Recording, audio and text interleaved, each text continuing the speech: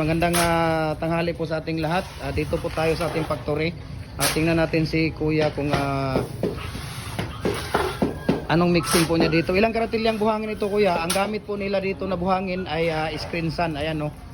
Ilang karatilyang buhangin, Kuya? 3. Hindi, yung sa isang karatilya mo. Isa. Sa isang sako, ilang karatilyang buhangin? 6. Yung painsan mo, Mura na. isang karatilya na painsan, 5 karatilya na buhangin. Yung screen sun. Ang molasses mo, Isa. Dua tanan. 2 cans na sardines, yung maliit. Tapos ilang piraso ang palabas mo dito? 130. 130. Ayan, commercial po ito, idol, no? Ang ginagawa ni Kuya, number 4 po na Hollow Blocks commercial. Commercial, ulitin ko po, ang ginagawa po niya, number 4 Hollow Block commercial.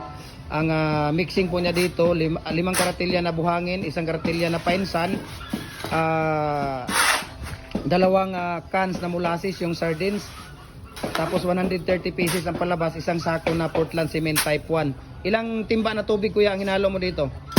2. 2? Ayan, so 2 timba na tubig. Sino pang hindi nakapag-follow ng Facebook page natin, follow na po kayo, Jim Hardware and Coco Lumber. Ang concrete product, Balulang Brands, Jim Hardware and Coco Lumber. Ang concrete product, Kanituan Brands, Jim Hardware and Coco Lumber, Tambo, Magasandig Brands, Felix Tan Pagikan Jr.